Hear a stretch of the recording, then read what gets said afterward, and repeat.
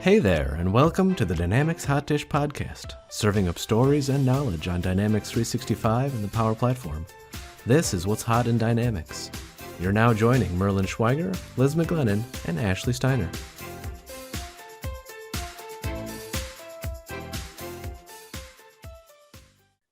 Fun. Are they like motion activated?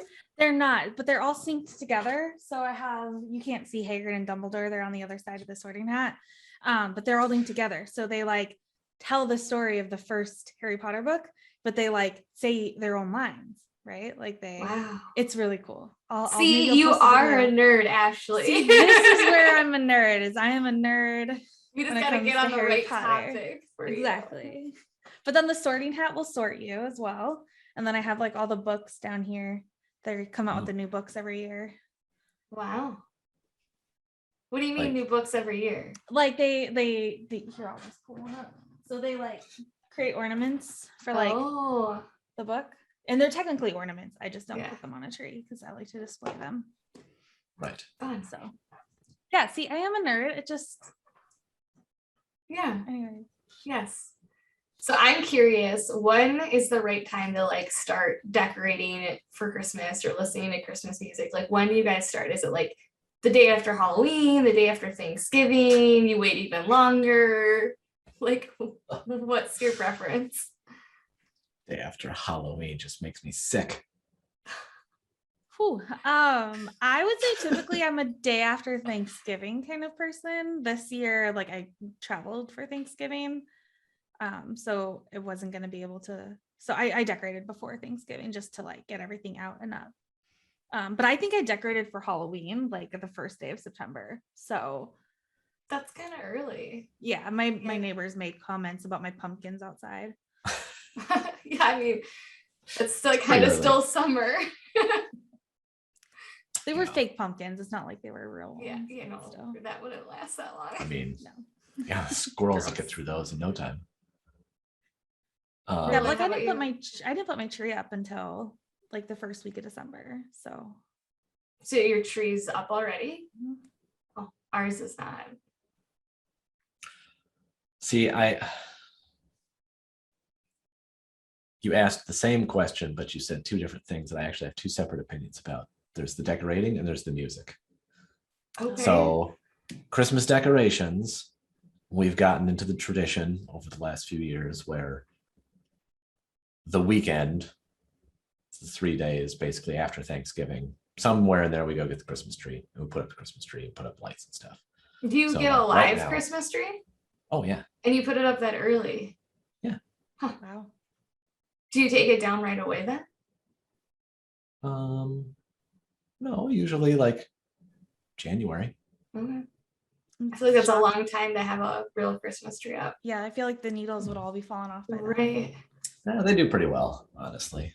You must not have a cat that like goes up and like plays. I do not have a cat. I do have an almost 3-year-old though, and his favorite thing to do is to pull ornaments off of the tree. It's pretty much the same thing, a cat. Which we're working on, yeah. Yeah. It is actually kind of the same thing.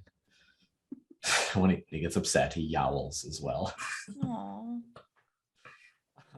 So the tree is up. Some of the lights are up. This year we finally got some lights to like decorate outside because I've been lazy and I never want to decorate outside. So I've never decorated outside. It's only ever been inside, but we'll put some lights up outside this year. But like, I have a really hard time with Christmas music. Like, I have a really, really tough time when I go to a store the day after Thanksgiving or like the week after Thanksgiving or the day after Halloween now. Yeah.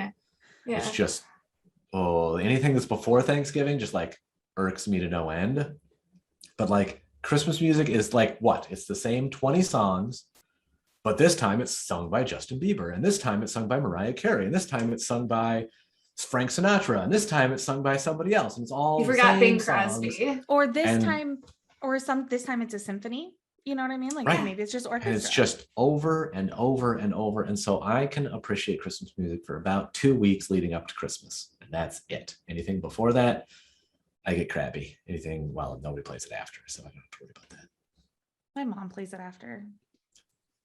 Well, for how long after? Probably until like New Year's. Yeah, That's no, we not would get into ridiculous. like huge arguments because she would like turn it on in October, November, and I'd be like the week before Christmas until the day after Christmas. Like that's it. But I've opened it up. I've opened myself. I listened to music while I decorated, before Thanksgiving because it was like festive. But then I didn't listen to it again until like then I went and looked at Christmas lights, and so you play Christmas. You know what I mean? So I would say, but I'm not a huge fan. I like the Justin Bieber type of Christmas music or Michael Bublé. I have a really good Justin Bieber Christmas song. I'll send it to you, Ashley. Okay. I don't remember what it's called. I'm very excited. Yeah. I was gonna say, like, I don't think technically Christmas ends on Christmas Day. And so like your mom's not totally wrong by like extending it a little bit further. Yeah. I don't understand. As soon as all my presents are open, Christmas is over, isn't it? I think it depends on the reason for Christmas, right? Is it family? Is it presents? Is it, I mean, in fairness, I carry Christmas all the way through Christmas dinner. There has to be Christmas dinner. It has to involve a ham. Very particular about that. Christmas dinner is ham. We make chicken tortilla soup on Christmas dinner. I mean, no, that's the Christmas Eve. We make little chickens for Christmas Day. Sorry, Cornish game hens is I think what normal people call them. Inside my family, we call them little chickens, and there's even a little chicken song. Maybe someday I'll sing for you. I don't sing it, my sister does. Actually, oh my God, okay, I really set myself up for this. So, okay, I also want to just clarify this is not my song. My sister is the one who goes around the house singing little chickens, little chickens, little chickens, little chickens. And she'll like do this the entire day of Christmas because she's excited. Oh, I cannot believe I just did that. She does it much better. Like, because again, it's her song, but she's done it her entire life. She still does it. She's like Merlin's age and she still does it. She'll just go around the house. Yeah. Oh, is there a dance too? Oh yeah, no, she likes to point and dance. So there's some of that. Maybe I'll get someone to record it this year. I won't be home for Christmas, but that's exceptional. That's Liz, did you answer your own question about decorating and music?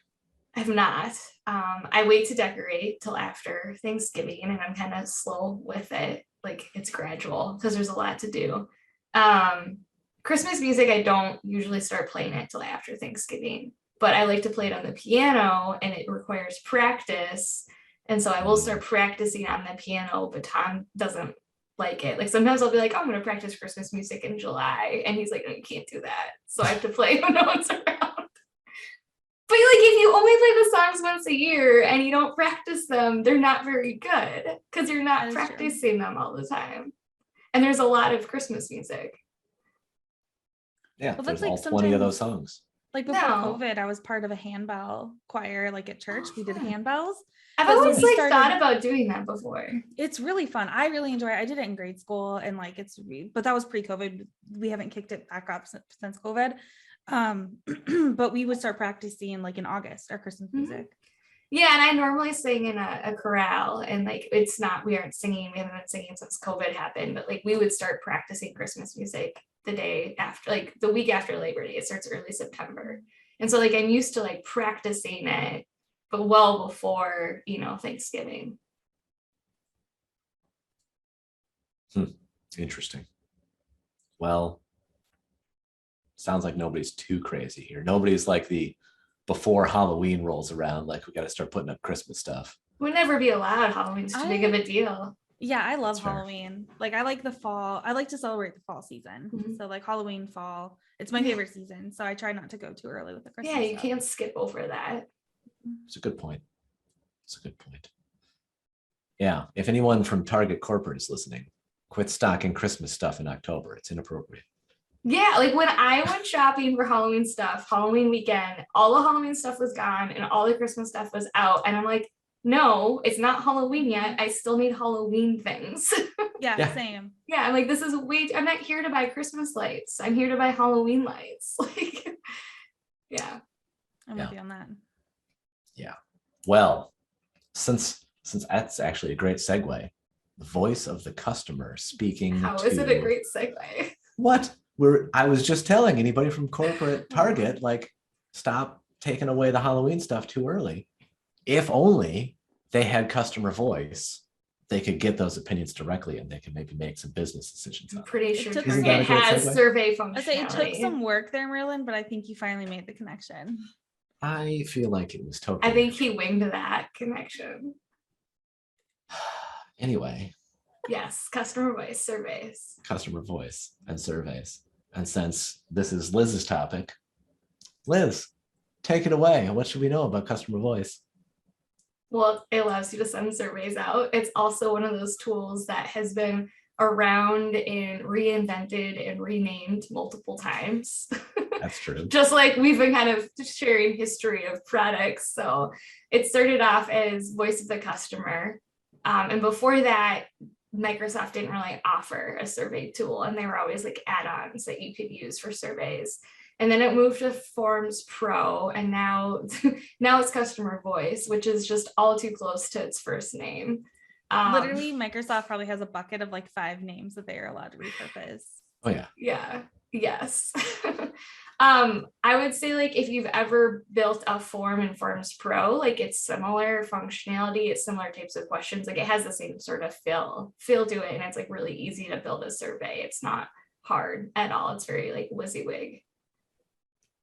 It gets like has metrics built in, so like depending on the type of question that you have, you can tie it to like NPS or your CSAT or like your sentiment score, and like if you get poor scores, then you can trigger alerts for someone to act on. So where would you ideally like use customer voice? So like, is it an add-on? Is it an add-on for customer service, for sales? I mean, where do you see it? I mean, you can use it in any sense. Like you can use it for traditional surveys, or you can kind of repurpose it of, you know, we need to embed a form on a website, or you just want to collect, I don't know, other feedback, but you could really use it in any of the modules like marketing, sales, or customer service. So anytime you want to send something, so you can email it, you can give a link, you can give a QR code, or you can embed it on a website. So anytime you want to send something out in one of those methods to either known contacts, or you can get anonymous. Obviously, like the link in the QR code, you could just put it out there and you might not know who's filling it out. But you can get survey responses in and, you know, collect different types of data. So you said something that makes me question. So you said you can put a form, or is it like a form to fill out the survey? Because that makes me think that there's overlap with marketing and like creating the forms there. I mean, it is essentially a form, right? Like it's what a survey is. It's a bunch of fields that someone's filling out, like text or ratings, or let me pull up my notes and the other types of fields. But yeah, it's just a bunch of fields that people are interacting with. So it's basically a form, and it does give you embed code so you can put it on to your website. Gotcha. Yeah, so you could use it to replace like a web form. Your survey in that case is just what's your first name and your last name and your email and all your comments. But then the challenge is there, like you might not know who that person is because you're not emailing it to a contact, for example. Yeah. And so then who's filling it out? And it doesn't actually create a record, like a contact or lead or an account record in your system. Like it creates a response. And so then you would have to write like a Power Automate flow to take the survey response and then create the record from that. So it's possible. Yeah. I was done at Power Automate. Well, Ashley, you're our Power Automate expert. What are you talking about? We are in big trouble if that is a true statement. So the types of questions we have are a yes, no. So a choice, a text, and text is tied to sentiment. So like if someone's writing something in it, can kind of tell like, is it a positive or negative statement? Rating, which is just like a score, like a 1 to 5 or 1 to 10, and you can define that range, and that ties to customer satisfaction or CSAT. You have a date, you have a ranking, you have a liker, you have an NPS, a net promoter score. And then the other kind of tool you have is that you can like group questions together. And if you group questions together into sections, that's how you can create a multi-page survey. Yeah, multi-pages. Can you do branching on those pages? So can I say like if they answer this on page 1, then take them straight to page 4? Yeah, so we have logic where, you know, depending on a previous answer, you can hide and show future questions or jump to the end of the survey. And it's super easy to set up. It's very intuitive. So I'm gonna ask a really dumb question that like I already probably know the answer to, but I think it's good to why would you choose this over like SurveyMonkey or Forms or things like that? That's a Since good there are other question. survey Yeah, options. well, SurveyMonkey doesn't integrate with Dynamics. So like, let's say Power Survey Plus or something that actually works. Yeah, I get your point, like other add-on. So like, I guess maybe if you didn't have the licenses to it, like to be honest, maybe Merlin, you know, like, do you have access to customer voice on like just a Power Apps license? Like, I'm wondering if there's license types that don't give you access to it, then maybe where you do have Forms through your Office account where you might want to use that instead. Yeah. So customer voice is included in the enterprise level licenses. So if you get sales enterprise, service enterprise, you get customer voice at sort of its base level, which is 2,000 responses per month. There is a standalone license. So if you don't have the enterprise Dynamics licenses, like you've got sales professional or you just have the Power Apps licenses, then you'd have to buy customer voice standalone. I don't remember offhand what the price is, but I'm pretty sure it's on the website. I feel like it's like $500 a month or something. Okay, I was gonna say, is it like a per month or is it per response or something?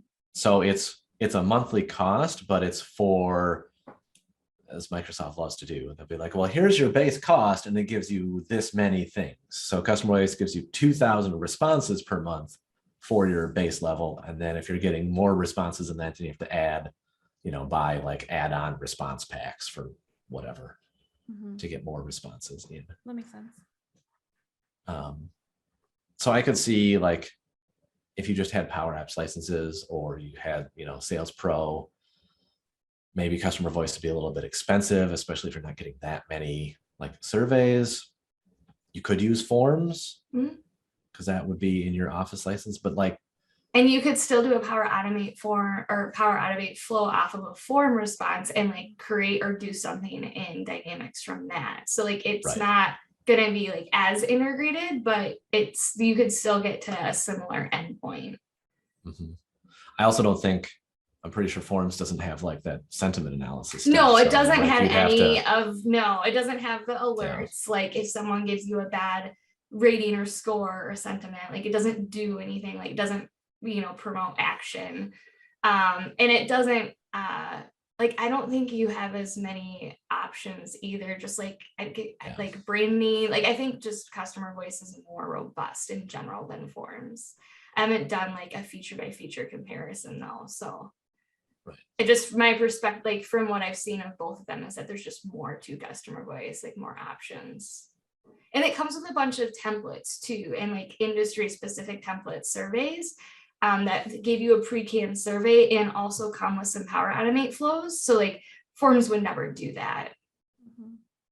And that's what I was going to say about other add-ons to like Power Survey. Like, I don't think it does alerts or other things like that either. Well, I mean, that's an alert is a nominal thing to build. Yeah. I just build another flow that says, well, if I get a response that's 3 or below, like send an email to somebody. But yeah. I think from what I've seen too, like the reporting for customer voice is better than for Forms. Like you have some different reports and metrics that it tracks natively. Yeah. And so if you do know who the person responding is, so let's say you send an email, will it track that response in their contact record? Yeah. Okay, cool.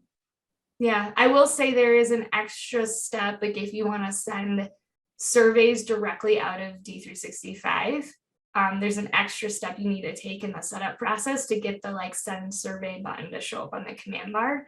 But yeah, it'll link to the contact if it has that information. What about the reporting? I think you just touched on it. Like, does it come with basic reporting or do you need to build? Yeah, it comes with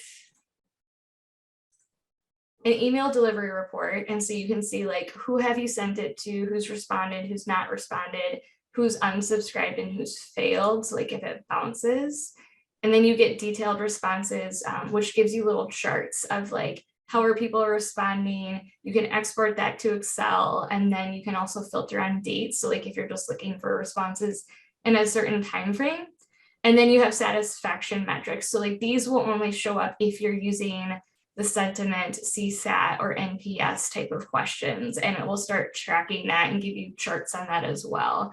And again, that has the ability to like filter on dates or like which survey you want to look at, or if you want to look at all of them.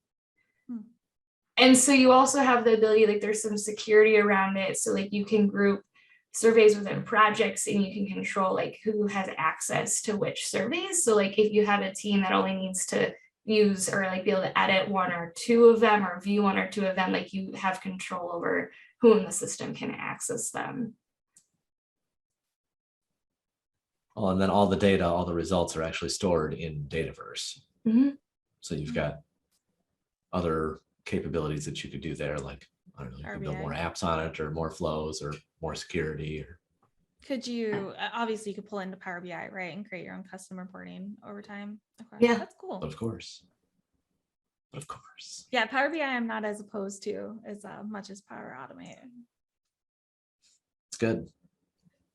Probably just because it's been around longer and you've had more time to warm up to it. That's probably true.